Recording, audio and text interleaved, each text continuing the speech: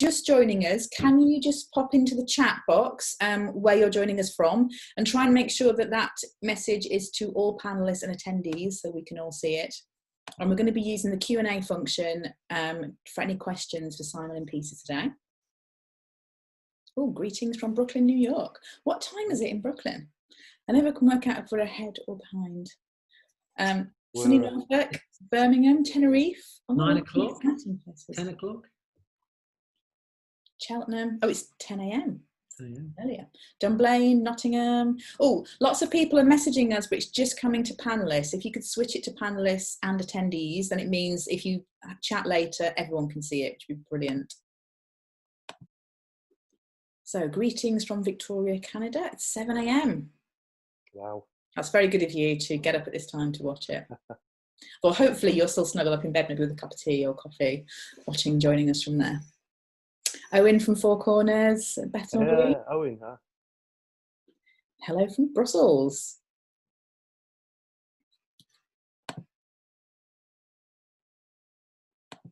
Oh, Mark Curran. Hey, Mark, in Berlin. Someone's put their hand up. If you've got a question or message for us, if you can just pop it into the Q&A, or you can just message it to the panelists direct. And we'll get ready to start soon. I'm just going to launch the poll. It'd be really good to find out how you heard about today's event. This is really useful for us when we're promoting the talks. So hopefully everyone can see the poll. Oh, Format newsletter is flying ahead, which is great to know. It's so good to know that you read our newsletter. So we've got hello from sunny Manchester, London, Wolverhampton, Berlin, Nottingham, Dunblane, Cheltenham. Brilliant. Oh, that's someone at my door.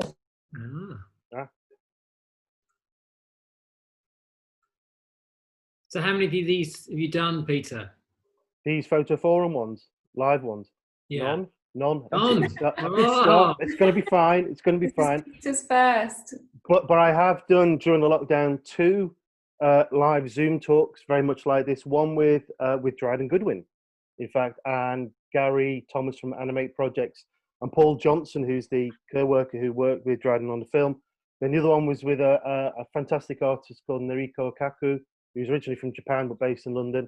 And she again did a commission with us a number of years ago at Quad that made this amazing animated film work. So so I've done a couple of them so far. So I will try and keep my questions direct and relevant, and not too many tangents for you, Simon. I promise. He says. Don't bring in any of your mastermind questions. Oh yeah. I don't have the same air of expertise. No, well, neither did I, because I didn't win. So I came third, only just behind someone in second place. So, but my problem is that when I went on Mastermind, and I thought, it sounds a bit boastful, that, doesn't it? But I went on Mastermind, and I just wanted to be there. Whereas the guy who won was like this searing intensity of wanting to win. It was basically like, if you asked him during that period, would you sell your grandmother or whatever, then he would have done it, Whereas I'm just like, I'm here. Oh, I didn't make a fool of myself. So I got 19 points. It's not too bad. Respectable. Quite pleased with that, yeah. Right, we've got 42 people joining us in the event so far, and I think similar on Facebook. Apologies for my door just going then, and the first accident of the event has started already. Yes. I'm going to now end that poll. If you haven't yet voted, please jump in. It'd be great for us to know where you hear about the talks, whether it's on Facebook or Instagram or the newsletter. And I'm just going to then close that and share results so everyone should be able to see how that poll went. And then I think we're going to get the talk started now. So thank you all for joining us today. I have the great pleasure of introducing Peter Bonnell, who is going to be talking to Simon Roberts. I'll let Peter introduce Simon. Peter is Senior Curator at Derby Quad and part of Format Festival as well, and previously of Artsway, and a Fellow of the RA, I do believe, Peter. The RCA, of course. The RCA. The RCA, yes. Part of the RCA. Yes. So without further ado, I'm going to hand over to Peter, and if you've got questions for them, just put them in Q&A. Thank you very much. Debbie, thank you so much. Thank you to Debbie and Neve as well for setting up this talk. My name's Peter Bonnell, Senior Curator at Quad, and I also work a lot on the FORMAT International Photography Festival. So welcome today, welcome to our talk. And I've been saying this a lot behind the scenes, so to speak, and to Simon, that I'm going to talk less and make him talk more, because I've heard him talk in real life and online as well. And it's going to be a fascinating afternoon, I think, for us all to listen to him talk about this amazing, prodigious output of works and projects and publications that Simon has made. And I should say straight away, you know, if you're watching this and you've got access to the net as well, go to simoncroberts.com. I've got that right, haven't I, Simon? Somebody beat me to simonroberts.com. Can you believe it? And it's my first question, no, I was going to say, what does the C mean? But anyway, mate, what does the C mean? So let's start off on a really insightful foot and tell us what the C means. Maybe we should start a poll. What does the C mean? Oh, is it like Homer Simpson, where it doesn't actually mean anything? That's right. Yeah, it's just. But well, I've also beat me to it. It's my great pleasure to introduce here the artist Simon Roberts. Hi, Simon. How are you? And where are you calling from today? I'm in my studio in Brighton, Hove actually. Yeah, it's a very nice day here. Blessed with the sun streaming through my studio windows, which is quite good because I'm doing cyanotypes at the moment. So I'm trying to make use of the sun. Well, where I can't go anywhere. You know, I mean, of course, one of the ironies of what I do predominantly is move to make work, you know. So the idea of suddenly having not been able to go anywhere, it's been quite a challenge for me, given, you know, most of my output has been outside of where I live. So like everybody, trying to work out how to kind of respond to what's going on at the moment. Yeah, exactly. I mean, I've moved from our conservatory downstairs into the bedroom because the sun was slowly cooking me in my skin. And I get, yeah, this is one of the things we're going to talk about through this talk, is a series of particular works from your output. And one of those things that did occur to me when I was looking again at your website and looking at the questions was that notion of you being confined in place. And maybe we can hit upon that a little bit later on as well. Debbie mentioned about questions in the Q&A section for all those watching today. Please start your questions whenever you feel ready. Debbie may well interject part of the way through. Otherwise, I'll read off a list of questions that you have at the end, put them to Simon, and that's where we'll finish off the talk.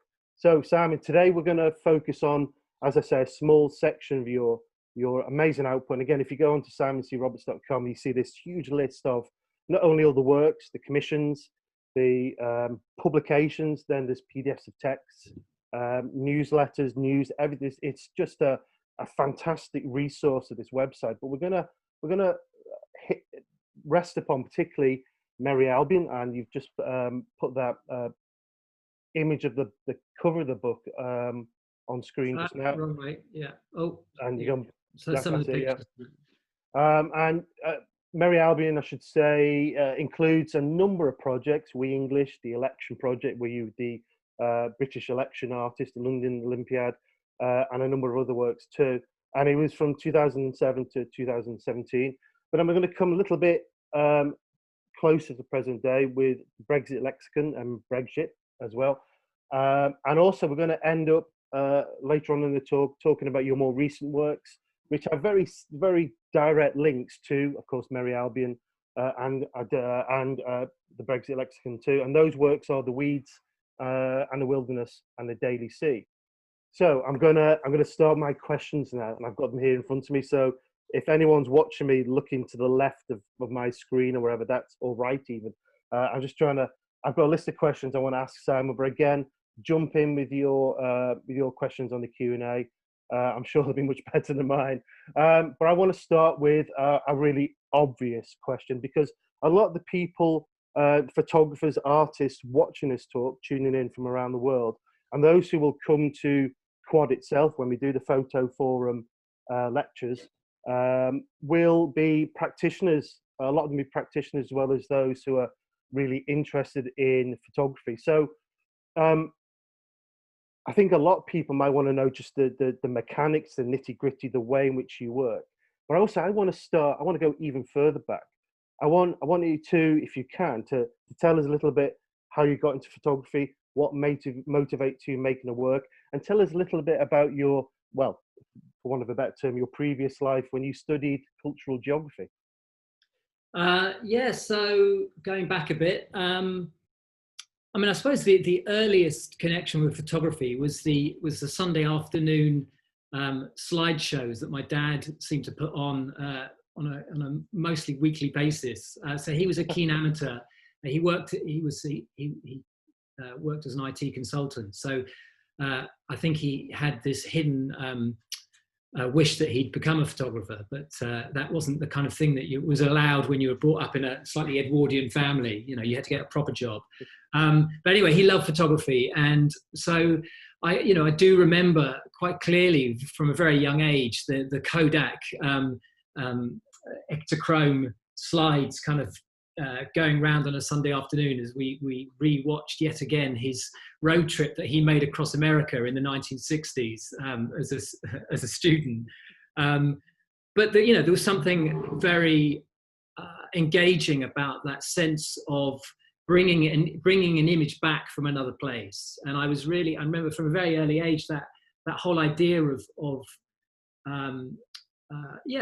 kind of witnessing other things that were very different from my own reality. And so at a quite early age, I got a camera from my parents and would, potter about taking pictures of things at the bottom of the garden or whatever. And so that was, I suppose, the first connection with photography. I suppose the first photographer that I really came across was Ansel Adams, and it was actually on a family holiday in Yosemite National Park. And we were there for just over a week. And I think after the first 4 or 5 days, I came across an exhibition of his work in Yosemite. And I actually found his photographs of Yosemite much more interesting than the place itself. And I was just, I don't know whether that's being 14-year-old kind of bored of going on walks, but seeing his pictures was just such an electrifying experience that I was just so curious as to how these two-dimensional objects on the wall could completely transform the way that I experienced the idea of a landscape. So after seeing those pictures, my engagement with Yosemite changed, and somehow I became much more in tune, if you like, with the landscape, and I started noticing things I hadn't necessarily seen before. And one of those things were clouds. I mean, the way that he used clouds as the motif in his pictures, using a red filter and his, a heightened sense of the exposing of these clouds.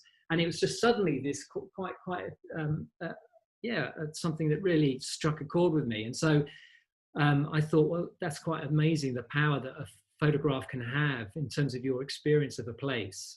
And so really that was, I suppose, the first journey into photography. And then, I started getting books. I mean, the first book I got, I think, of photography was Don McCullen's Unreasonable Behavior, his autobiography. And so I suppose that was my first connection with the idea of documentary, about actually recording something of social value and trying to raise awareness of things. So I think from an early start, my interest in photography was around the genre of documentary. And from that, I went to people like Paul Graham and Martin Parr and Anna Fox, and became very interested in how the British photographers were recording, late Thatcherism, because I grew up in the early 80s. So that was. However, when it came to studying, I mean, a link back to my comment about you don't study photography, if you come through from a kind of Edwardian style family. My parents were quite traditional and felt that I should really study something else. So we had a few arguments and eventually agreed that But if I was really into photography, then it's something I could do afterwards. Why not try something else? And geography was a subject that I was very passionate about at school. Actually, it was the only thing I was any good at school, actually, apart from photography.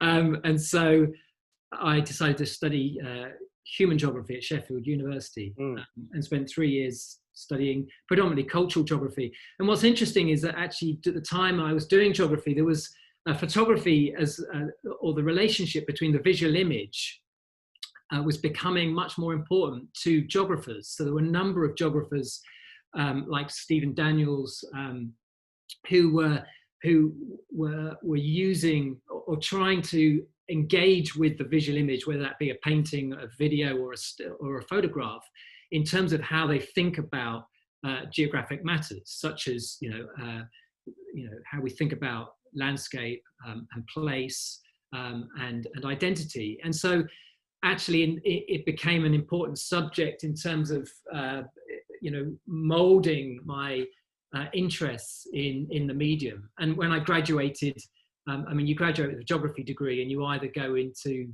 Marks and Spencer's graduate training scheme or do an MA or become an accountant, and none of those really appealed to me. So I studied. I thought, well, let's try photography, and that's how it started.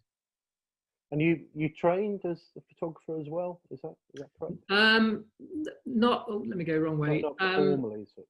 Not really. I mean, I did actually stay in Sheffield and do a photojournalism course at the National Council for the Training of Journalists. And it was a 1-year course. I kind of left about halfway through because I got a job on for a local news agency in Sheffield called Ross Parry, where I was given a couple of cameras, a car, and I had to travel around South Yorkshire, covering everything from Yorkshire's biggest cats to standing outside Leeds Crown Court trying to catch somebody who didn't want to be photographed. And so I did that for 6 months and realized that I just wasn't cut out for news photography, and that it wasn't my kind of area of interest. But at that stage, I'd also been photographing in a boxing gym in Sheffield where Prince Nazim was training at the time.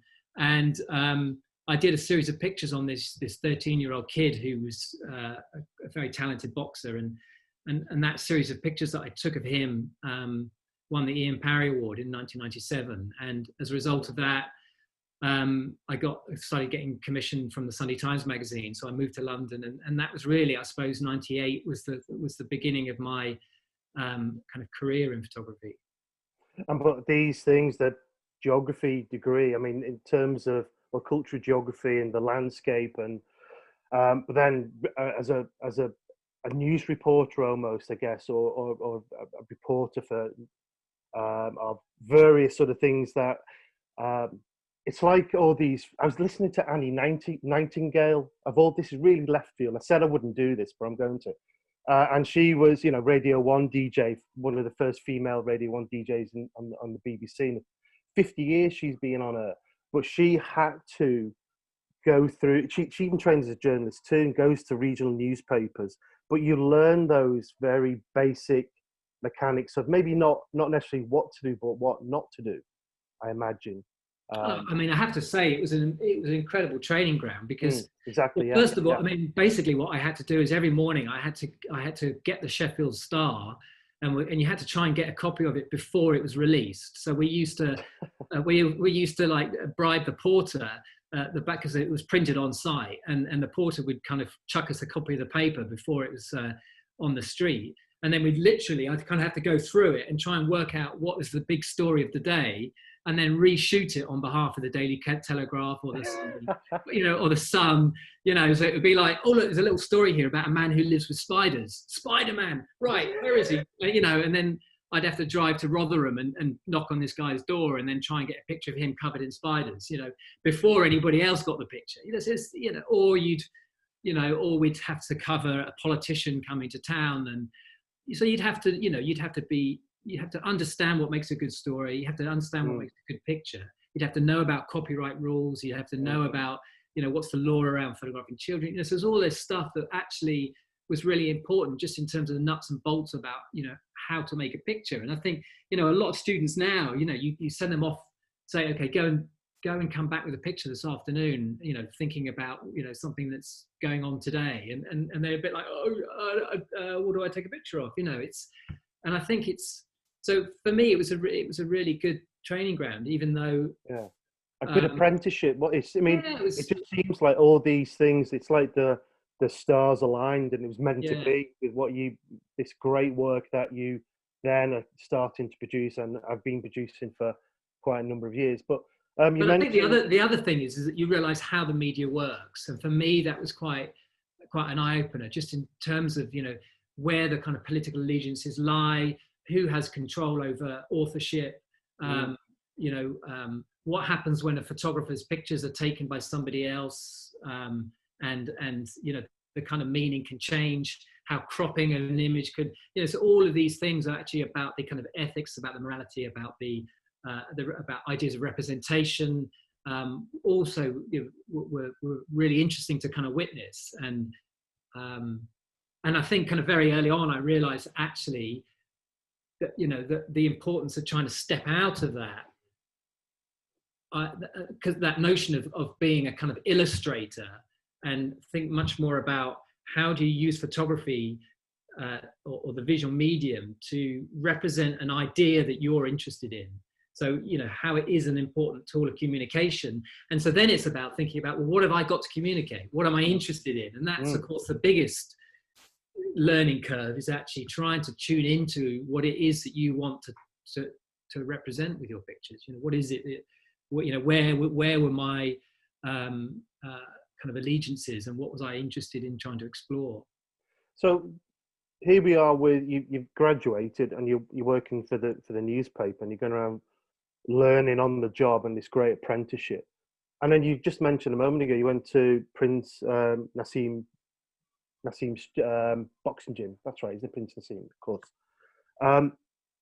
At that moment, as this sort of transition, was your intention to aim for gallery exhibitions, to publish books of your work? I mean, at that stage, you know, I hadn't even thought about the idea of showing pictures in a gallery. I suppose for me, at that stage, you know, the idea to be published in a magazine was just like, you know, wow, wouldn't that be amazing? Actually, funnily enough, saying that, the first published picture I ever had, I mean, God, it was a terrible picture. But the first photograph I had was I was at a petrol station on one of these jobs, and I saw Prince Nassim in his because he wouldn't actually allow me to photograph him in the gym. But this was before I'd gone to the gym, and I saw him in his. I saw he had a Ferrari, and it had, you know, NAS 1.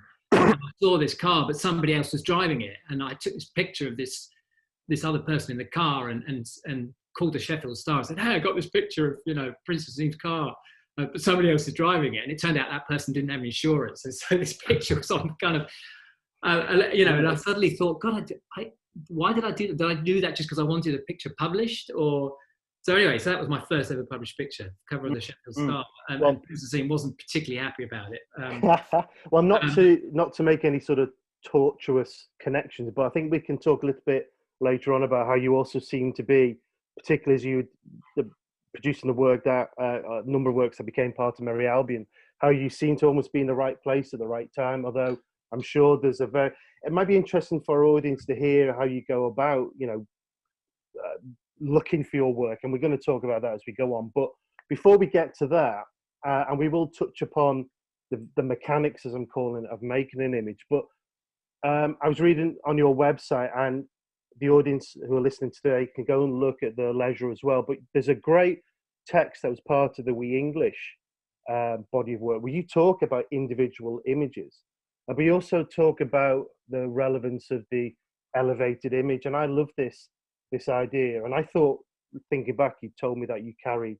a stepladder around with you often, but it's more than that. We've seen the image already as it's flashed by. You perch upon the top of your camper van, and there's these wonderful stories of when you were photographing We English, and you come back from that great project Motherland in Russia, and you took your young family with you on this journey. And that idea of the family on the move, you know, going around making these works is fabulous. But can you just talk a little bit about the notion of the elevated position? what it means to you, what it means to your practice. How relevant is it? Yeah, I mean, I suppose just to make a quick transition. So, after working within magazines, which I did from about 1998, about 2003, during that phase became quite disillusioned with using magazines as an outlet of work, mainly because you don't have any time and space to actually really, look at the work that you're interested in. And so I realized that I needed to try and, work on a much bigger project and kind of go more in depth in terms of trying to explore my own photography and so hence moving to Russia. So in 2004, I moved to Russia with my wife, and we spent a year traveling across Russia, and it was, complete freedom. We didn't have there was no commission. There was nobody, telling me where I needed to go. And so that was a kind of great way to explore a place, Russia, and explore my own photography. And so the book, this is what kind of ended up, which is basically a chronologic journey through the year's trip through Russia. And it's a mix of portraiture and then these quite kind of big landscapes. And it was a kind of it's a very profound experience, and particularly that witnessing how Russians thought about the Russian landscape, or ideas of Russianness and this kind of sense of patriotism. And it's kind of more than patriotism. It wasn't, okay, it's been quite politicized in the last 15 years by Putin, but prior to that, there was this kind of real sense of yearning for something. And I became kind of really fascinated by that. And so when I came back to England, started thinking about, okay, well, what does that mean for me as an Englishman, as a Brit, or, am I British, am I English, all that kind of stuff. And arriving in a country where there suddenly seemed to be much more of a debate about national identity. Here we had conversations about devolution in Scotland and Wales, which of course sped up over the next 10 years from 2007. And so for me, it seemed like an interesting time to try and make some work about England. But of course, as we all know, in the history of photography, in British photography, this has been a major theme since Sir Benjamin Stone in the 1890s, through, Tony Ray Jones, we know that kind of lineage to, up to, Stephen Gill 15 years ago. So, and Anna Fox and people. So I wanted to kind of step into that and think about, add something to that sense of looking at Britain at a particular time, or in my case, I started by looking at England. And so, but I needed to find a way of doing it that was not re-photographing what everybody else had done, which is where I decided upon this idea of the kind of topographic elevated tableau view, where I'd photograph people in the landscape. So I became primarily interested in how we congregate and how we use the landscape. And, particularly if we think about, this idea of the green and pleasant land and going out into the landscape, even though most of us live in cities. Amazingly, we've witnessed it recently with lockdown. As soon as there's any sense of lockdown finishing, what did everybody do? They all headed to the coast, or they all headed to the lake, or they all headed to the park. So there's this kind of sense that it's very much part of how we think about what Britain is. And we go into, we go out to nature. And so I thought, well, I'm going to spend a year, I'm going to travel around, I'm going to photograph things like the Download Festival, which happens in this big field in the Midlands, but look at these almost as ethnographic studies. So it becomes about these details, about these curious elements, whether it's the Dickens Festival in Broadstairs, where people dress up as if it's 19th century Dickens period. But then, of course, here you've got the picture punctured by the person in present-day clothing taking a photograph on the bottom left, or the Download Festival. And so I started thinking about having this elevation basically opens up the landscape and gives you a sense of people and how they actually use the space. I was looking through the reviews for Merrie Albion, and whether or not this is quite relevant to this point, but it was Simon Dennison writing in Source magazine who called it that notion of the long look, that sort of picture plane, that sort of all laid out in front of you, because the thing is with your images, often there's a focal point in much of photography, isn't there? There has to be, and there is also focal points in your work as well. And we'll come to, for example, to the image of Gordon Brown a little bit later on, with the particular individual who became the focal point of that image in a way. But this is it. The detail is everywhere in your work, isn't it? And that's obviously very intentional, because you even talk about people in the distance, but you can still see the expression on people's faces. Yeah, I mean, of course, for that to happen, the pictures need to be rendered large. And so when I was making the work, I had a kind of two-pronged attack. Firstly, I was thinking about the photo book, because for me, the photography book is a historic document. It's something that I can completely control the authorship of, from what goes on the cover to the text to the essays, etc. But of course, it can only be so big. And so in some of the pictures, even in a large book, when We English is quite large, you don't get to see all the details. So on the gallery wall, when you can blow up a print quite large, you almost enter into that space. And of course, this is really inspired by this kind of traditional British history painting. The William Powell Frith's Derby Day, that idea of the kind of the war, the seascapes of maritime wars, where although of course they're not kind of real moments, they're kind of made from different sources, but at least they're trying to talk about a particular moment in British history. And of course, Derby Day is just this extraordinary kind of tableau scene of the English play, from the the pickpocket and the servants through to kind of high society, and everything in between. And so what I wanted to do, thinking about my own pictures, was record this cast of characters performing in the landscape. So the landscape almost becomes a theatre set within which this play takes place. Yeah. And you, the viewer, need to stand and look, and not just kind of look at it like that, as you would do on Instagram and just swipe across. But I want to reward the viewer for an experience the longer they look. And so the more you study the photographs, the more that is revealed. So for instance, this picture, you've got the immediate kind of effect of, oh, ha, ha, look, there's everybody dressed as Gene Simmons. But then at the same time, you kind of see the Tuborg in the back right-hand side. So who's branding these places? And then there's a couple in the distance. One of them looks like they're crying. I mean, you can't quite see them, but in the picture you can. When you see it close up, what people are wearing. Most people are wearing black. It's a hard rock festival. Is there a Tesco bag there, or is it a little bag? And so these little elements that tell us a bit more about time and place. And to some extent, these photographs will maybe be more interesting in 20 years' time. I mean, it's the thing that I get. And I remember you had a series of works in Hijack 3 in 2012 on Format Off Year.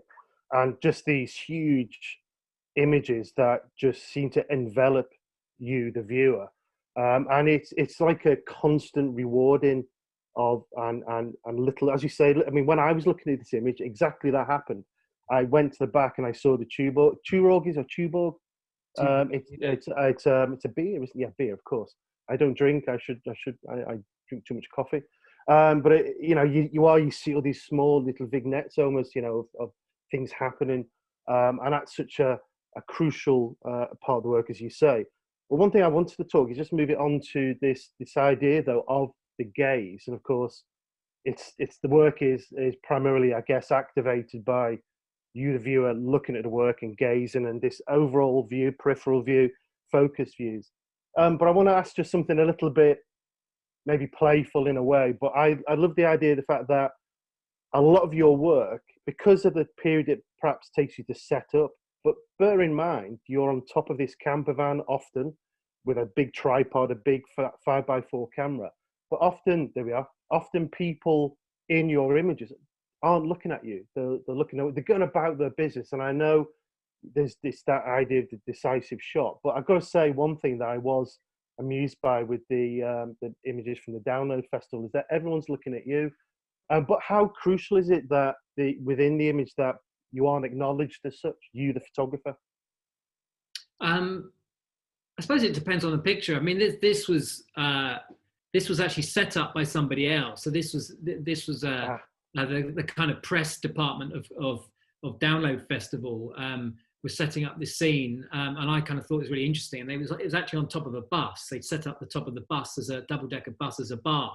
And I saw this thing happening and thought, oh, I'll jump in on this. So I kind of ran up with my camera and so there's all these, kind of news photographers and, with their digital cameras, and there's me kind of getting out the plate and putting the plate and just wait a minute, kind of faffing about. So this is quite unique in the sense that there is that kind of gaze where they're looking at you, the viewer.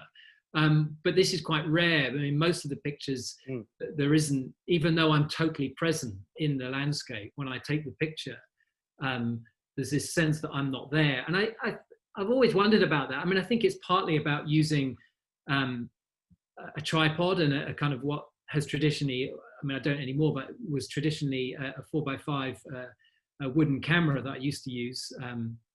I now use a digital back on a 4x5 camera.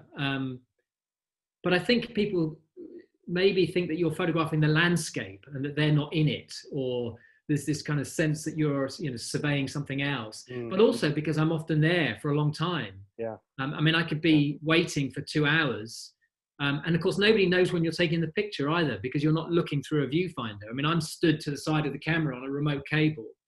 And I've memorized my frame, so I know exactly what the frame is. And often I'm often taking a picture when I'm not even looking. So I'll just look off to the side so that people don't think that I'm looking at them, and then I'll just take a frame. And to me, it doesn't matter whether it's a decisive moment or not, because there are so many people in the scene, it's almost impossible to have a decisive moment. Yeah, exactly.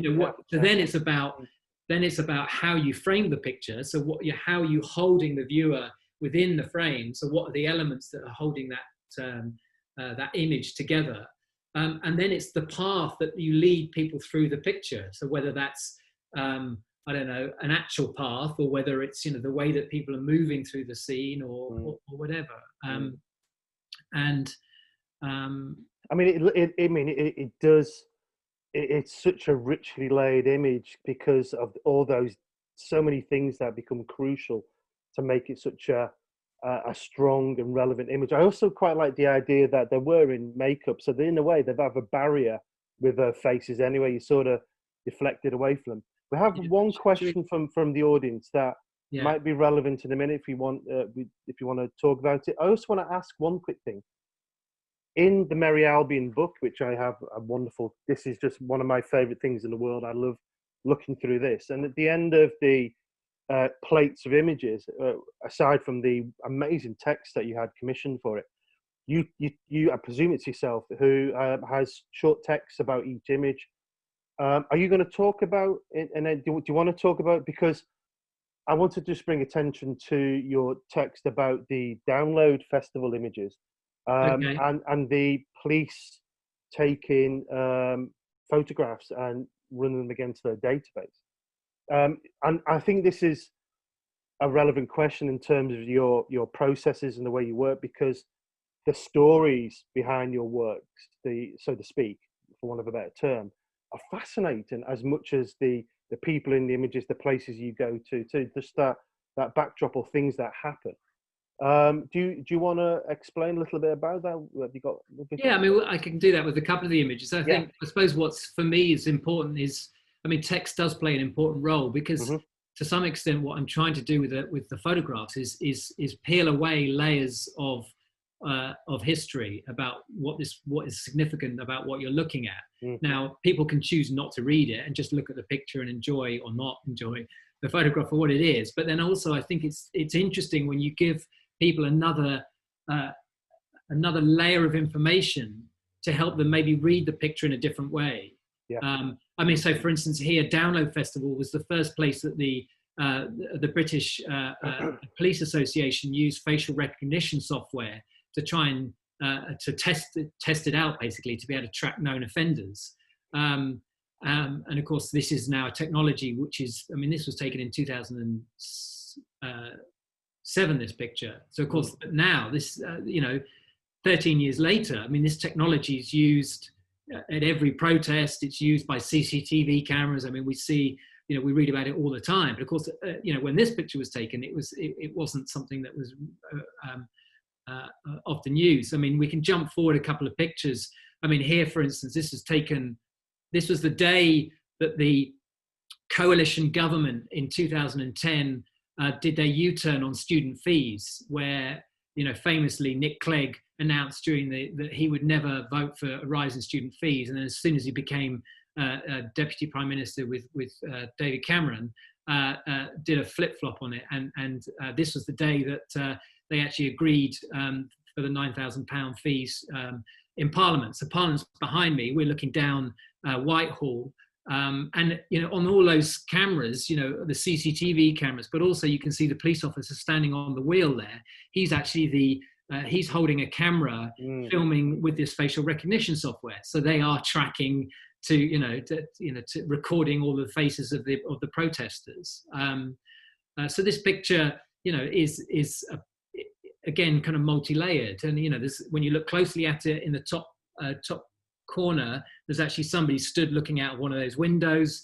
We've kind of got the Union Jack flying. When you look closely, you can see signs like banker wanker, all of this kind of language that was used for the anger that there was after the coalition government. So, the picture is kind of multi-layered. Should we start to get a bit more into the bodies of work that made up Merrie Albion? Because this was, just to give the audience at home an overview, it's a project that encapsulates a number of work. For example, We English, Actually, let me just stop. It doesn't actually, it doesn't contain any pictures from We English. So We English is a kind of separate book, but there are images that were taken during that trip that I made for We English. Unseen, that's what I meant. So, but it involves the London Olympiad works and other projects too, taken over a 10-year period from 2007 to 2017.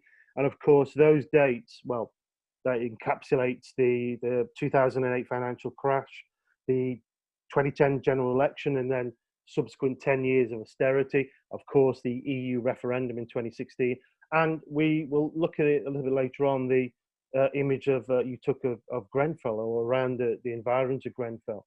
So it's just this huge encompassing bodies of work that you worked on, you brought together in the Merrie Albion book, and it focuses on, well, the British or the English or British leisure and notions of identity and so on. I mean, I've got a series of questions, and what we'll do as well, there's Q&A, questions are coming into the Q&A, and I think what we'll do, we'll leave them at the end, because I think they're great questions, but I think they're great as well as things we can address when we come towards the end of the talk. But I mean, I've got a whole number of questions here just to ask you about Merrie Albion, how you came about doing that. Although I realise that I may have sort of stopped you in your tracks because you're starting to talk about the works, because the great thing is that all of these works have very, very distinct, specific stories about them, and kind of particular sort of setups that got you to that point. I mean, but one thing I did want to ask though about these images, let's start with this maybe. When you were making these images in 2007, before the crash, and as it progressed, did you feel that, and let's face it, it is a divided country that we live in now, did you get a sense of that shift in the opinions, the fabric of the nation? Did you get a feeling for that as you traveled around the country? Do you know what? I'd love to say that I had some kind of great insight into the, witnessing what was kind of unraveling as well as taking these pictures. But to be honest, that, if we take, for instance, Brexit, I was as shocked as kind of anyone when the vote went the way it did. I mean, I suppose what I did witness was a lot of anger, or frustration, I think, particularly during the period of, well, even, I mean, for instance, this picture, this is during the 2010 general election, which came out just after the expenses scandal. So immediately here, there was this kind of void between the public and politicians. There was a huge amount of anger towards politicians. And then, of course, after the election, like you say, the austerity, which had a huge impact on people's lives, you know, particularly outside of the kind of southeast.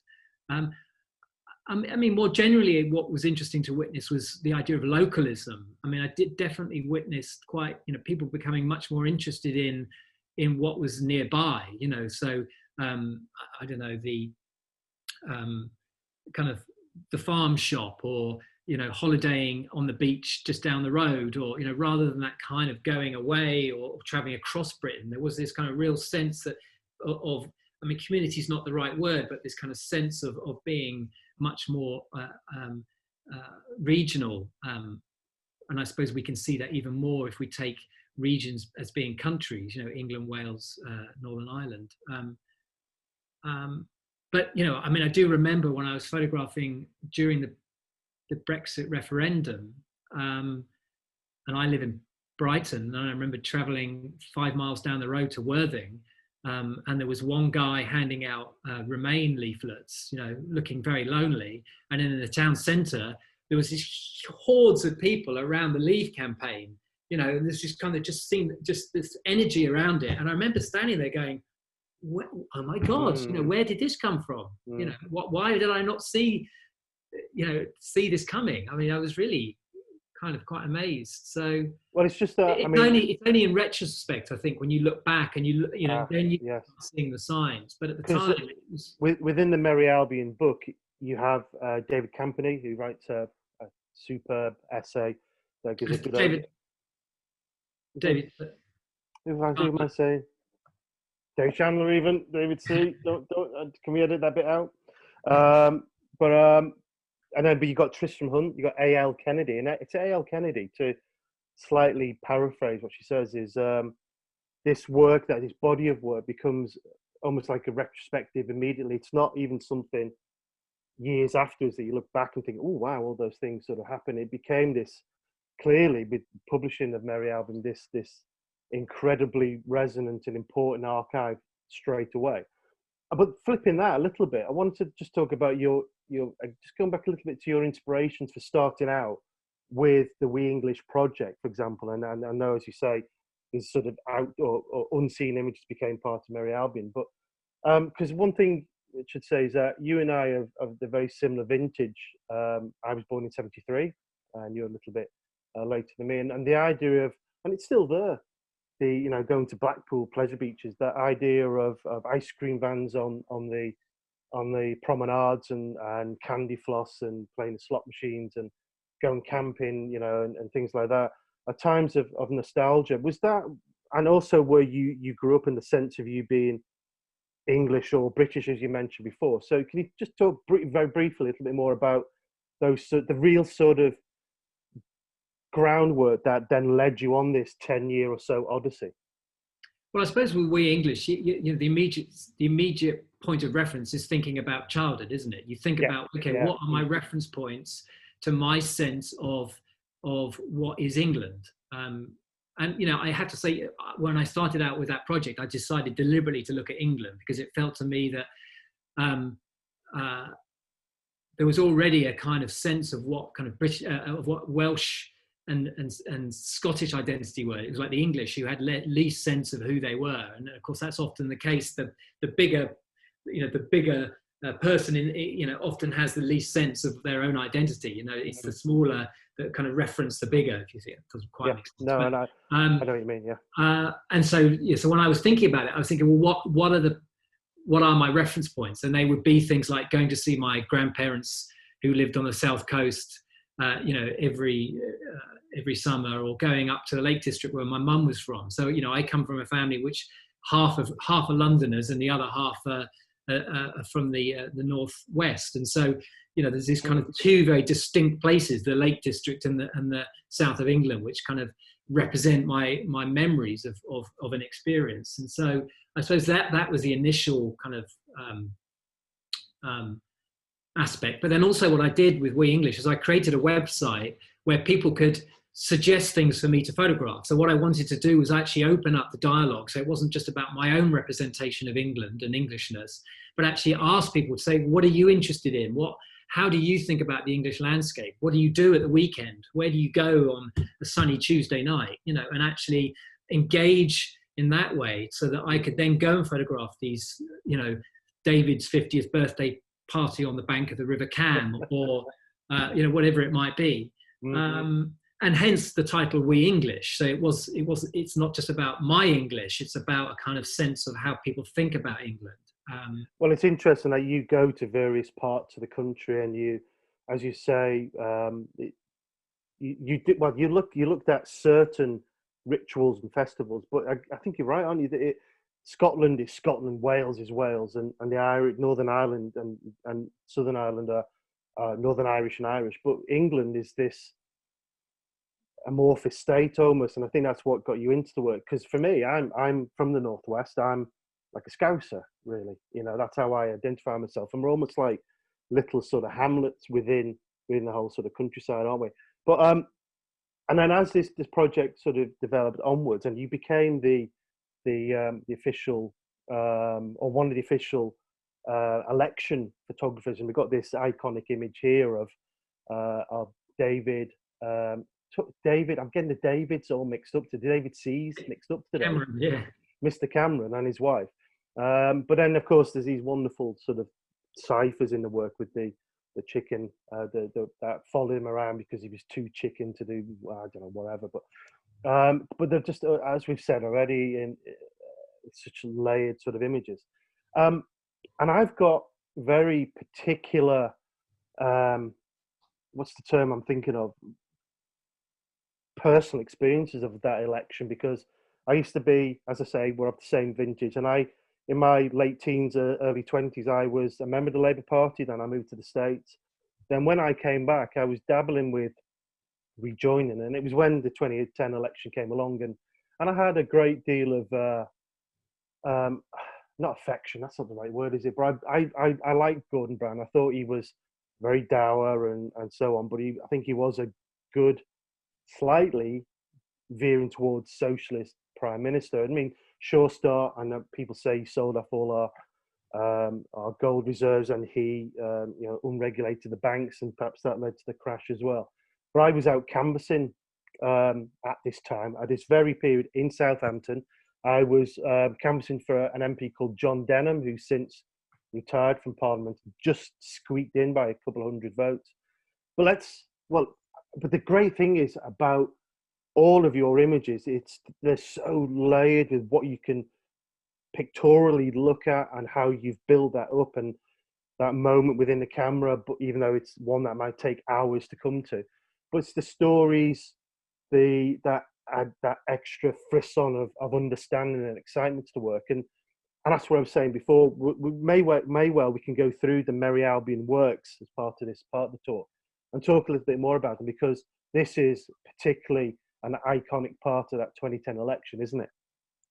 Yeah, I mean, I suppose this is where, having kind of worked briefly within the kind of news media, kind of understanding a bit about, you know, how that whole thing operates, but also how PR operates. And of course, basically what a campaign is, it's about, you know, the Labour Party or the Conservative Party press office trying to get a particular image of their candidate out to the media, and there's this kind of game that gets played between the media and the press, politicians, and I suppose what I was trying to do with these pictures was actually almost kind of come in it as a bird's eye perspective, and actually look at the picture that we'd see in tomorrow's newspaper or on television, which is the kind of close-up of Gordon Brown, and then extrapolate it backwards and look at, okay, who's part of that bubble? You know, what is this kind of entourage that's within the landscape? And then how does it sit within Britain in 2010? You know,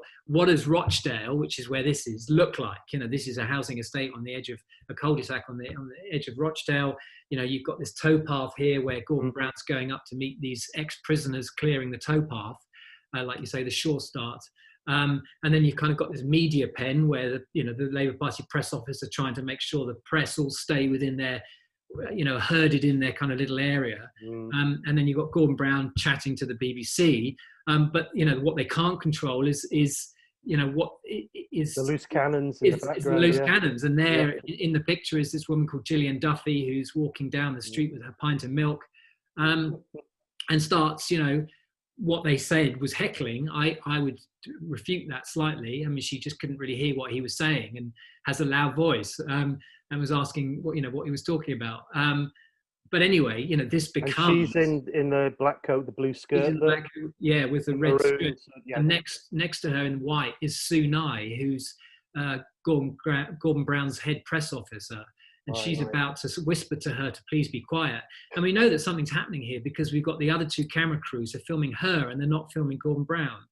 And then, of course, the two of them are introduced. They have a conversation. Gordon Brown gets in the car, leaves his microphone on, and then gets caught calling her a bigoted woman. And then this thing spirals out of control. He ends up having to drive to her house and apologise, by which time it's become known as Duffygate. And it's become this enormous news event. I mean, I could talk for hours just about this one picture. I mean, I could tell you about, how the media played on Gillian Duffy moments after this picture was taken. There was all kinds of manipulation that was taking place by various players in this game, because of course the press was so angry because they had been controlled by Gordon Brown up to this point, and they wanted to get a big news story, and then of course each news agenda, ITN wanted to be BBC, and so there's all kinds of things playing out within this one picture, which is just fascinating. Exactly. Yeah. Carry on. Sorry, carry on. But then you've kind of also got the banality of this post-war housing estate, the barbecue in the back garden, the fence. Yes. You've got the reference to citizen journalism with the nurse on the right, and all the the people filming on their phones, uploading it to Instagram and YouTube. So it's it's being reported not just by the news media, but also by us, with the general public. And then you kind of got his secret protection officer with his gun under his coat. And so again, it's about creating these little, well, not creating, but representing these vignettes of information within one scene. When you were appointed the election artist, what was the criteria? Did they? It was Parliament, wasn't it? I think. So it's a cross-party. What was the criteria? What did they ask you specifically to do, or to? Well, you had to write a proposal. So there were 10 of us invited by a panel of curators, external curators, and then each of us were asked to write a proposal, and then based on that proposal, 4 of us were interviewed, and then based on what I proposed, I was given the commission, and I proposed to do this sense of this large format photographs from an elevated perspective. But alongside this, I also created a website where the public could upload their own pictures. So alongside my own representation, I was also trying to build up an archive of, almost a kind of democratic representation of the election through the eyes of the public, and get the public engaged in an election which they were felt actually quite angry about. So I suppose it was based on that, my approach, that they agreed. And, there was no censoring of any of the images. I wasn't being, I could do whatever I wanted. I suppose in terms of my own political stance, I tried to remain quite apolitical, because I was much more interested in, I didn't just look at the 3 main parties. I looked at Plaid Cymru, I looked at the BNP, I looked at the Christian Democrats. I wanted to look at different groups that were, that represented all the different avenues of political views across Britain.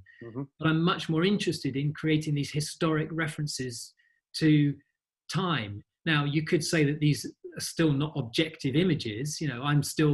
I've decided to go to a particular place and take stand in a particular way and take a photograph at a particular time. But there is an element of objectivity in inverted commas. Well, no, I mean, again, is where it's that big picture plane, that sort of the long look, as we've talked about before. It's like this almost impassive gaze, and the fact that if you're the official artist for the election, or one of them, as I say, and I guess there are others as well who were part of the process. There's one each. There's one each election, so they choose. Okay, so it's like the British it could be any war medium. Yeah. But I mean, but then you've still got to follow around the politicians and try to be as objective as you possibly can. When there's always going to be maybe slightly subjective things creep in, but I would say that No, it just feels like it's this snapshot in time. You've talked about it already, and we could go into great detail and length about the notion of the documentary photograph, and maybe that's another talk. Well, I mean, you have mentioned before about, whether I kind of add anything to my pictures. I mean, there's a, I'll let you into a little secret. There's a couple of the pictures in the election series where I deliberately inserted something into the picture because I quite like the idea that in 50 years' time, when in Parliament somebody takes a close look and realizes, hey, what's that in that, it's like, where's Wally? Because I wanted the couple of pictures that I felt that actually, in terms of what I was trying to say with the picture, it needed that element of manipulation, because I was trying to puncture a bubble. So for instance, the Conservative Party were trying to manipulate which candidates I photographed. And so right. when I agreed and photographed one of their candidates, I've manipulated the picture because I wanted it to be, I'm not going to say which one, but you have to find the detail, but it's not this one, I should say. And so so for me, I'm not really kind of when people say, "Oh, have you done anything to the pictures?" It's, for me, that's not an interesting question. It's about what is the picture trying to tell you, or what am I trying to reference with this picture, and that for me is what's important. It's not about how it was made, or because I'm not a journalist. I'm not trying to show you necessarily a kind of truth. I'm trying to show you what I thought was interesting about this particular moment. No, it's just, I mean, we did discuss beforehand, didn't we? We might talk about that, the notion of how an image might be added to, but I know it's just, I mean I worked once with a German photographer called Beate Guschau, who created these huge landscape photographs, bucolic scenes, and it's very, very kind of obvious in a way because it was hyper realism to it, but it was stitched together about 1,000 various images, photographs, and stitched together in Photoshop. But it's more the process, more the idea of how a photographer then not only looks through that lens, but then works in the darkroom or in front of the computer. Anyway, time's marching exactly. On. I mean, that's exactly what the war artist did, or the or William Powell Frith. You're building up. I mean, what was interesting about Frank Capra, with Derby Day was that he used photographs of Robert Howlett. So he referenced a number of pictures that were taken by a photographer at Derby at the Derby Day. Anyway, but shall we? I mean, we've talked about the kettle in there and the student fees, and we've talked about Download Festival. And I mean, I was going to ask you about the image of the Earth Show, because it's very, much one of those things that the British like to do, and in America as well, I guess, go to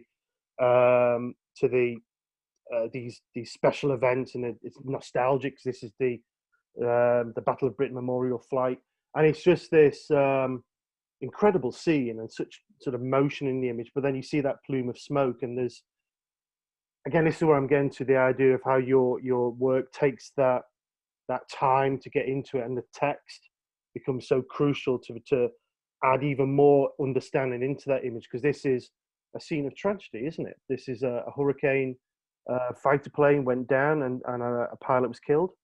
Yeah, so this is the 2007 air crash. It was actually an air crash a few years later, which was much more, well, of course, they're both horrendous, but the other one killed the members of the public as well. Here, just the, when you first look at this picture, it's about, one of those scenes that, we're all familiar with, the air show, which apparently is the second most popular pastime event in the British calendar. The number of people that go to, traditionally have gone to air shows. And, in the foreground, you've got, the local Ford dealership trying to sell cars.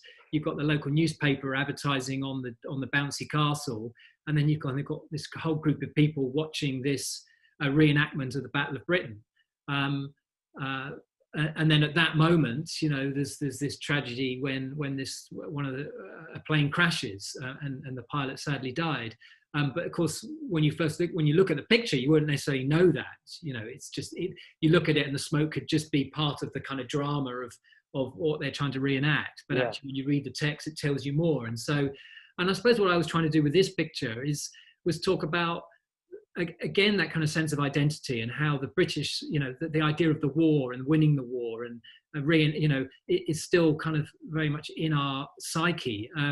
There is a question: is that how long do we go on memorializing, reenacting an event that took place 50 years ago, particularly when half these planes shouldn't even be flying? So there's also a kind of point to it, and to ask questions about how we continue thinking about our period, our recent history.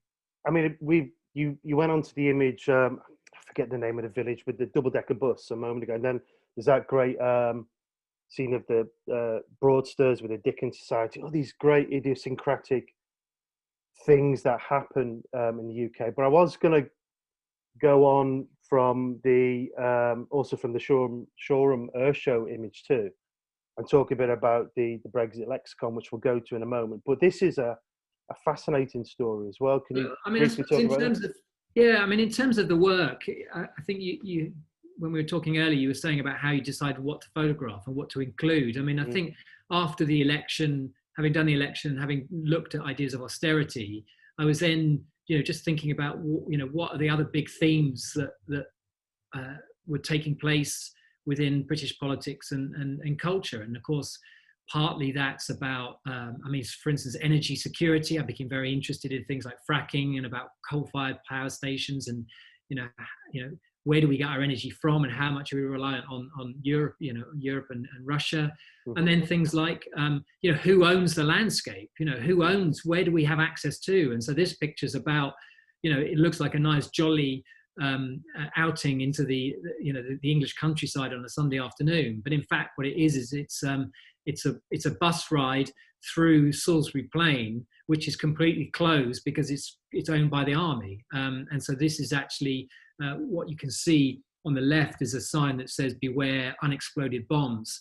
And what they do is that every year, once a year, they open up the village in the distance where you can just see the church in the back right. It's called Imber. And Imber was taken by the British government in the Second World War, and was used as a training ground for the American troops, and then became part of the MOD's land, and is now still controlled by the MOD. But once a year, you can take a nice bus ride and go and visit the church and the bombed out village, which has been used in more recent years as training to do house clearances for Afghanistan and Iraq. So again, it's about that kind of schism and that creating a tension between what you're seeing and what's actually going on, or what you think you're seeing. And so that's those subtleties, isn't it? That makes at the same time, without having to bang you on the head and say, "Ooh, look at this," And I like that idea of subtlety. I like that idea of trying to. Well, that is so prevalent in your work, that notion of subtlety. As you say, I always use the metaphor of the anvil hitting Wile E. Coyote with a big clang. This is just, it takes the time, and it's time that is rewarded as you spend looking at the work and reading about the work. But what I want to do is maybe move on as time is marching on for us as well. Oh well, this is such a just very quickly, great snapshot of modern Britain, isn't it? Really, as well. Yes, this is Green Street in Bristol, which it's won an award for being one of the greenest streets. I suppose it should with the name Green Street. But this is Eid, after Ramadan, end of Ramadan, and. What I like about this is the way that it's kind of taken over the street, and there's this, lovely kind of moments and gestures. And of course, now when we just think about coronavirus, the idea of shaking somebody else's hand, it's so kind of strange, these small moments. But the mosque, which is on the right, was the former Catholic church. So again, it tells us something else about, how the demographic of Britain is changing, how how society kind of changes and morphs, and it's just this kind of lovely rich scene which I really like. This is actually taken from another house. I'm looking. Oh really? I take, well, in different times, I will take the bus home through Derby on the way to where I live in, right on the southern edge of the city, and we go through a place called Pertree, and it has a number of mosques there as well, and the times when you see people coming out from prayers and they're dressed in traditional dress, and it's such a friendly, energizing scene, because it's friendship. It's a great image of modern Britain, what modern Britain is today. This is the work I mentioned earlier, and then this is Grenfell, and this is one of the last pictures in the book. Just, I kind of felt that this is going to play out. Coronavirus has kind of clouded our memory slightly, but I think this is going to play out in British politics for a long time to come. It's. I kind of saw this almost like an open memorial. This scene of just. The failure of local politics, of national politics, of bribery, of corruption. There's all kinds of elements. Of the divided society. This is 500 meters from the some of the wealthiest houses in Britain. So you kind of it's and then you have the kind of youth in the foreground. This kind of sense of continuing on, carrying on. It's the. A personal viewpoint is I actually was down in London picking up some artworks, as curators do. We can drive and go in vans as well. And I was coming over, I think it was the Hammersmith flyover, I think it was that. As you can tell from today, I forget names and many things as well. But as you came over and I saw the sign for Kensington and Chelsea, and I thought, oh, around here is Grenfell. I wonder if I'll see it. And part of me really didn't want to see it for obvious reasons. And as I came over the flyover, there it just suddenly appeared, almost this brooding, burned out, this image in essence.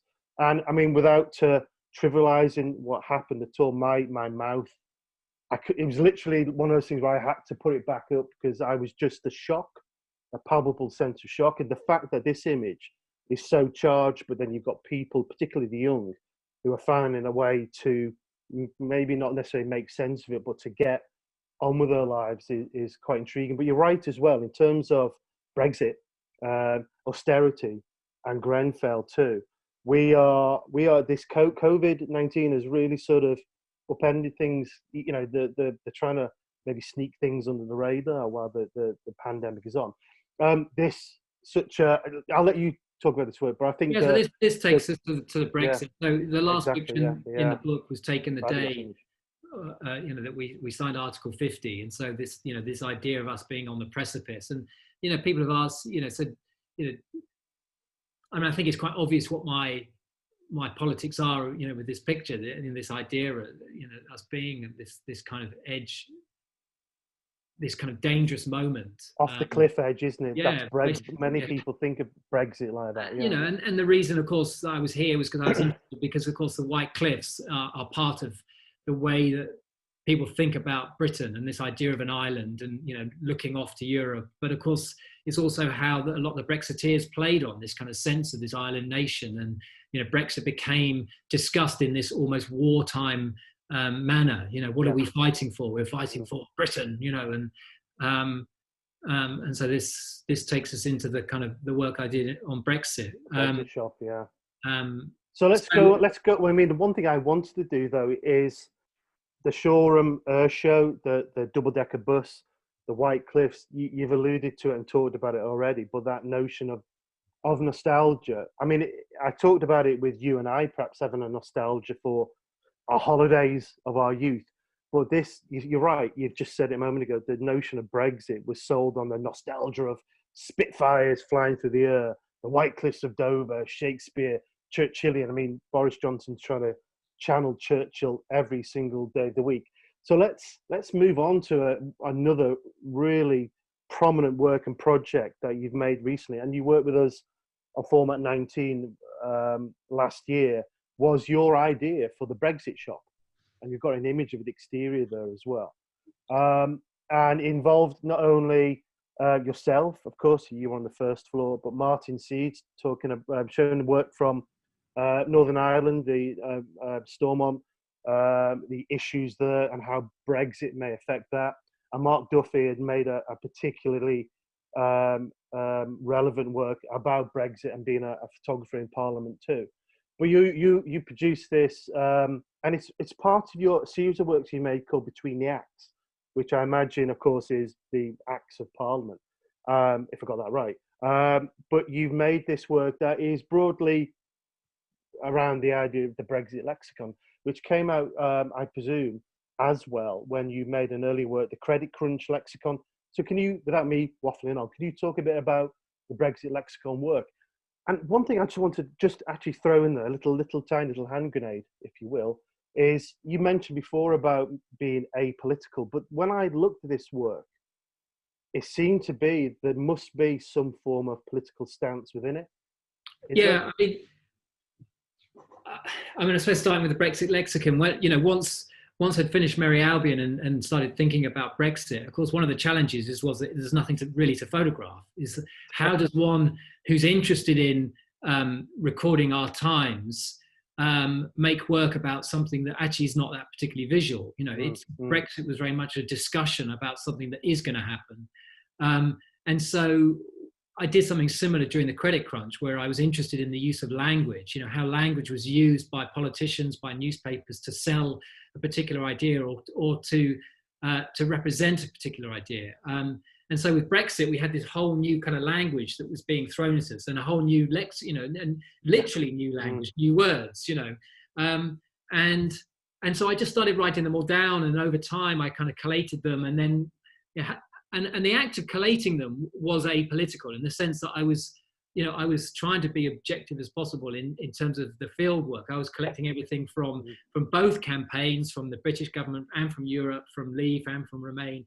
I wanted it to be this kind of historic archive of information. But then it was a case of, well, how do you make it visual?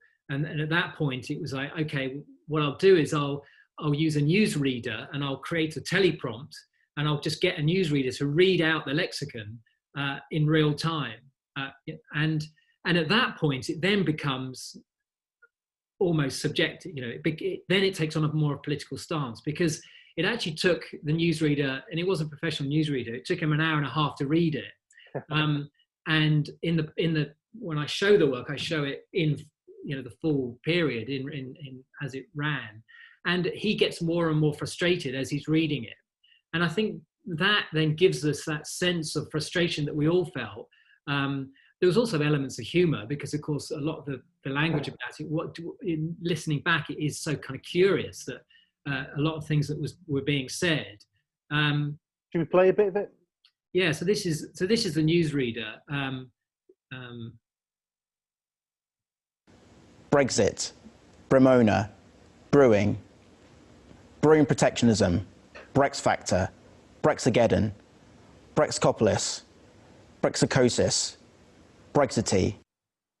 I mean, very short clip. I mean, it goes on for an hour and a half. And at one point, he has a drink of water. Another point, he wipes his brow. Another point, he undoes his tie. At one point, he gets up, goes to the toilet. You know, and his language starts getting more frustrated. And so I think as a performance, it becomes much more interesting to think about how we all engaged with it. But I think it also just points out how ludicrous some of the language was, particularly by the Leave campaign. And actually people get angry watching it, because you just suddenly realize now, 3 years later, listening to a lot of the lies that we were sold. And so I think that's where it becomes Brexit beckons, Brexit betrayals, Brexit bills, Brexit block, Brexit brain promises.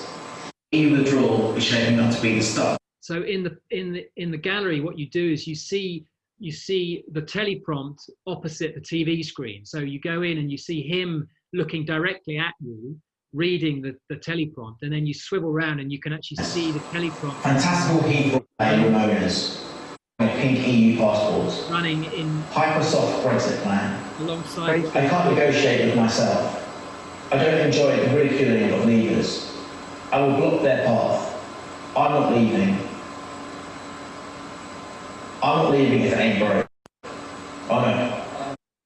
Anyway, so yeah, and so then that it was. became, but one thing just to ask about that, because as the newsreader, as the performance, as he gets more exasperated, and then there's the title of this work, Brexit, and trying to say that is incredibly difficult too. But do you feel that it could have been this reaction, your personal reaction, obviously subjectively, but objectively your field work, you're gathering these texts, but it is humorous. It's funny. It makes you laugh. When I was in the gallery at Furthest from the Sea during format, and I heard other people too, there was sort of titters of laughter, or what have you. Do you think it was you personally and channeling, well, one half of the nation against what many see as this act of national vandalism? Do you think it was that very British it's difficult way? because when I planned the whole thing, and I chose, I mean, I didn't choose the newsreader. It was ITN. It's where they read the BBC 10 o'clock news, and they suggested, that I use Ryan. Now I presumed that Ryan would just read through it with no mistakes whatsoever. I didn't think that he, and so I hadn't actually computed that, what his actual performance would be like. And I remember when we were recording it, I was thinking, initially I was getting really angry. I was like, God, he's making so many mistakes. This is just, I'm going to have to edit them all out.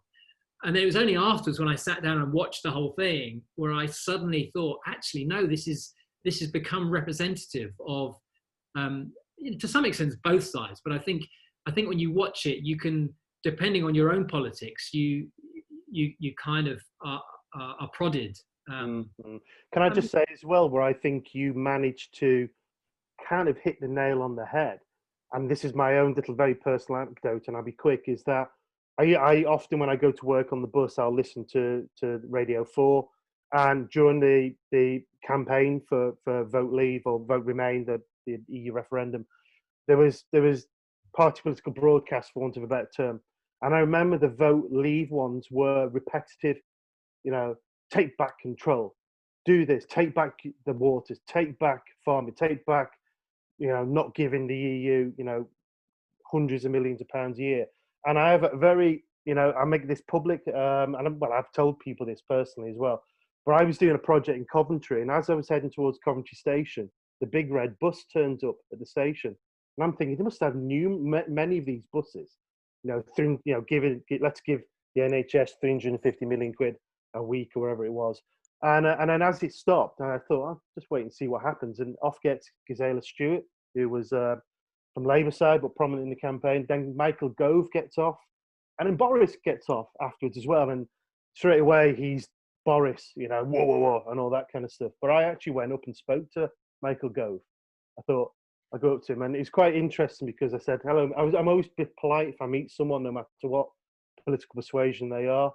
And I said, hello, I'm Peter, I'm a member of the Labour Party. And he stiffened as if I was going to start, But I'll be honest with you about what I said, and I voted to remain, honest. But I said to him, your campaign, it's starting to even plant things in my mind, and it's that repetition, that drumming into people that, he even started to make me waver a little bit. And he was like, he was very polite, and we shook hands and said our goodbyes. But I just think that way in which the public was manipulated, it comes across in the Brexit beckons. Well, I mean, it was a highly successful, as a slogan, take back control, will be regarded as one of the most powerful advertising slots of the last 15 years. I mean, if you think, just like Make America Great Again. You think of any kind of brand that's sold, that's created an amazing campaign. I mean, that's one of them. And the problem is that the Remain camp didn't have as equally powerful slogan that they could use. But there were a number of them, and I think that's what for me was interesting. And so, like I say, this work, and I suppose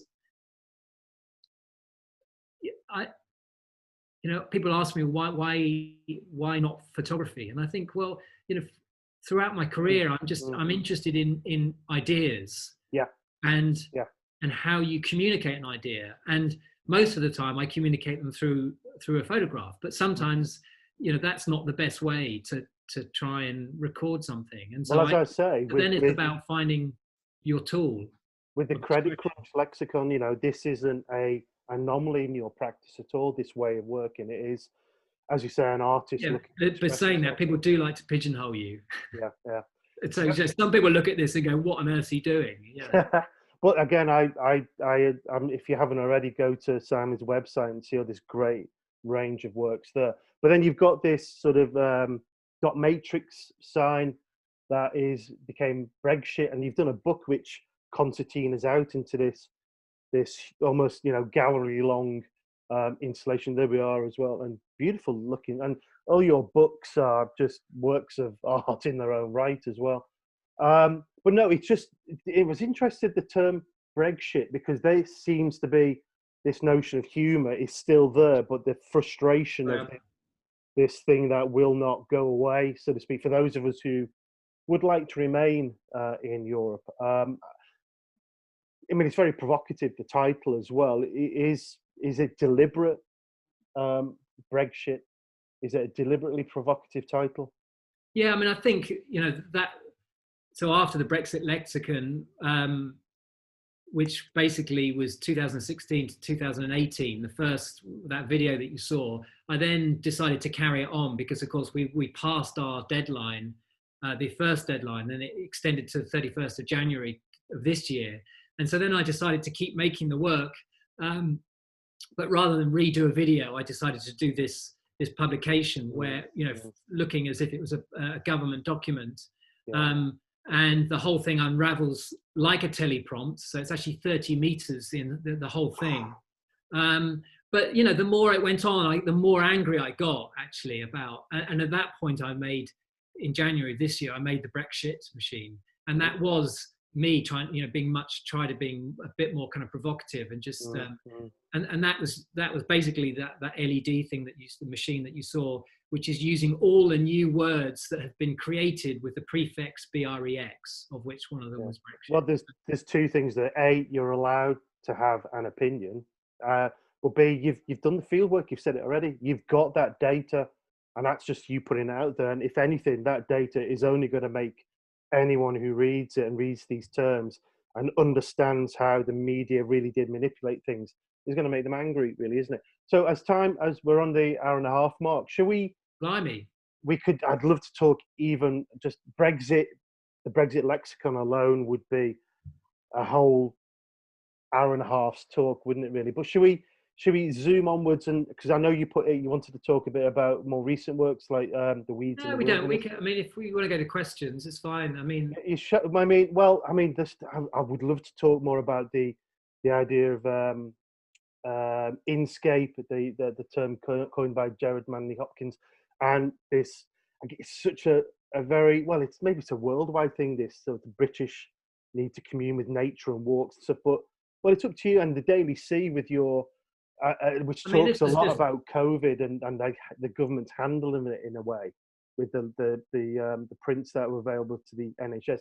I'd like you to talk about this because it's such a great project. This was literally, you know, me thinking, what on earth can I do when I'm stuck at home? During lockdown, and I was lucky, you know, I'm lucky that I live 100 meters from the sea. So every day on my hours walk, I would just go and photograph the sea. And, you know, inspired by Sugimoto, I kept the horizon in exactly the same place. Yes. Oh, sorry, I don't know quite how to do this. No, every day I'd go and do, you know, and I'd take a picture of that day. And then what I decided to do was release each one as a print. So there's an edition of 25 for £25. I put them on Instagram, and on Instagram I put a sea-related quote, and then the money went to the NHS. So it was just a way, you know, thinking how could I do something small, you know, during this weird time. And you did it in particular points between the lockdown starting and ending, didn't you? So it was the 56 days of lockdown. And now what I'm doing is I'm trying to make a video piece based on the audio recordings, the government corona daily briefings. So this will turn into something else, which I'm doing at the moment. So watch this space. But I just like that idea of going back to the Article 50 being signed, the White Cliffs of Dover, and how Brexit is being marginalised in a way or swept under the carpet as we, of course, rightly so, approach the pandemic and deal with that. But it's like this sense of, I don't know, maybe I'm reading too much into this, but a sense of someone looking to Europe and wishful thinking, because you could also argue that the way in which many parts of Europe, Germany, for example, maybe less so with other countries perhaps, but the fact that we missed out on the procurement scheme because someone missed an email, for example, already we feel like Brexit and COVID are kind of intertwined quite a bit as well, I feel anyway, in that this, maybe I'm revealing my political stance a bit too much perhaps, but this act of national vandalism, perhaps if you want to call it, and people have named it as such, is, you know, the sense of looking to Europe and that sense of longing is used the artist is something that I got from these works, and I may be reading far too much into them, I don't know, but they're also just really beautiful images. But they also reference a lot of your other works, your tableaus of the sky, this big sort of expanse of sky, sort of pushing down onto the image, can be quite a recurring motif in your work. But anyway, I've waffled on. Shall we go to the questions? Yeah, why not? Shall we go to them as we start to, because they may take a little bit more time too. So we touched upon briefly on Motherland. Debbie, do you want to do them or shall I do them? I can introduce them and then you can both discuss them together. Absolutely, thank you, yes. So the first question that came through was George asked about how did you finance the Russia trip? Sorry, say that again. George asked, how did you finance your Russia trip? So in 2003, I was doing some commercial work, and I basically saved up. I was doing some very boring advertising work, saved up, and it's amazing how much money you save not living in London. So yeah, it was totally self-financed. I couldn't do it again. I mean, We English was similarly a year's journey, but that one, at that point I needed to start getting funding, and that was funded through the Arts Council and a couple of grants. Thank you for that. I think that's quite an important thread, actually. So many photographers and artists do fund their own work first and then go to the Arts Council, and it can really strengthen, if you're looking towards going for funding, it really strengthen the application if you've supported yourself for projects first. Graham Stubbs has asked, what do you think the role of the documentary photographer is at a time when everyone is photographing everything on their phones? Well, I think everybody's still got an important opinion, and I'm, interested in what other people's opinions are, whether it's shot on a phone or whether it's an official documentary photographer. I mean, I think there's still a place. I think the biggest issue is about distribution. So it's not a case of whether it's important whether you're still making work. It's a case of how you get your work out there, how you get it seen, and that's, I think, the biggest hurdle is working out how you actually get whatever it is that you've created, how you create an audience that can then see that work, whether that be via social media or whether it be via a publication, either something that you produce yourself or whether you're commissioning it for somebody else. But I still think, I mean, I use the analogy of a writer. We can all write, as in we can all physically write on a piece of paper or write something, but that doesn't make us authors. And just because now we can all take a picture on our phones does not make us necessarily a photographer. And so, there's still actually a craft that needs to be learned in terms of how you make an image and how you make something that is interesting to look at. Or if you're thinking about a series, how actually creating a series that is coherent and that has kind of meaning is still something that needs to be learned. It can't just kind of be kind of easily done. That's a really good point. Thank you. We had a similar question a couple of weeks ago when Paul Lowe was talking with Brigitte, and yeah, she from the position of a picture desk editor, she would say often you'd get the public sending in photographs on their phone, but the quality and the eye of the professional photographer was so different that they would always, by choice, go with the professional photographer if they had the images come through on time. Phil has asked, when you're working on a project, how do you decide which events to cover? Do you have a preconceived idea of the kind of images you want, or is it ad hoc?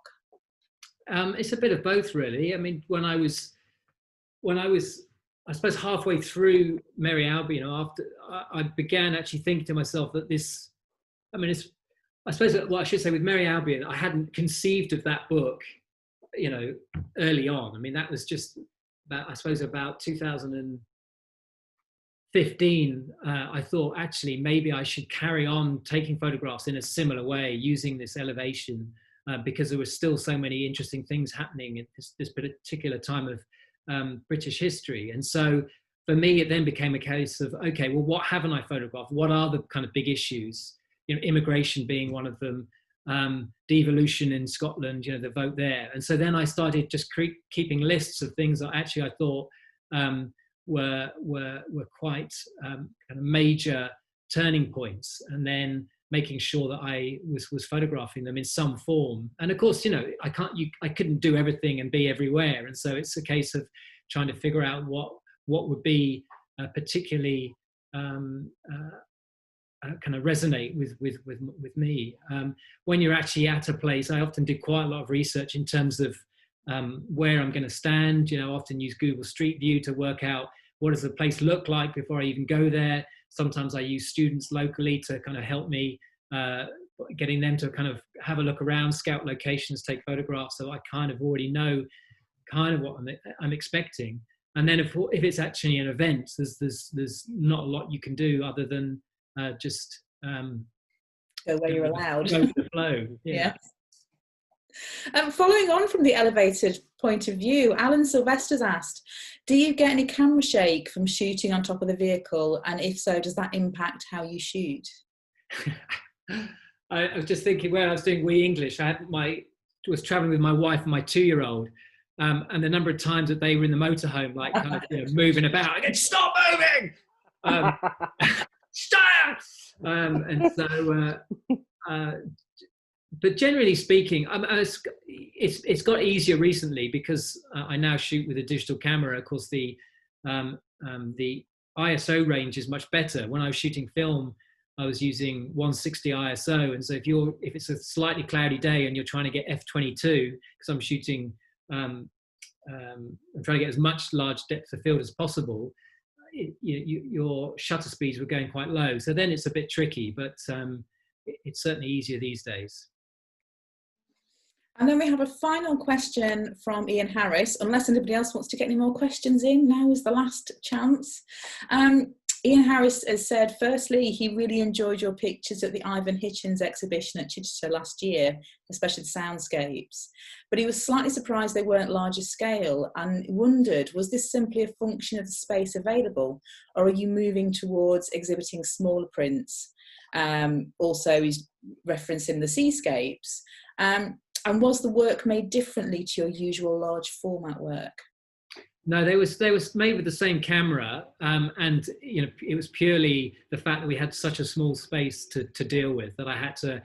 I mean, you know, I probably would have used less pictures and made them bigger, but for the gallery preferred to have more and smaller, so that was more a decision about practicalities, really. So yeah, that's in an ideal world. They would have still a big part of your work then. Well, not so much anymore. I mean, I'm making cyanotypes now, and they're 10 by 8. I mean, there's what see them in the background. So unless I can find a large enough bath to develop my cyanotypes in, they're going to remain quite small. I mean, generally speaking, with the peopled landscapes, you know, the size is important, but that's not to say that I'm going to continue to make big prints. I mean, I think it's.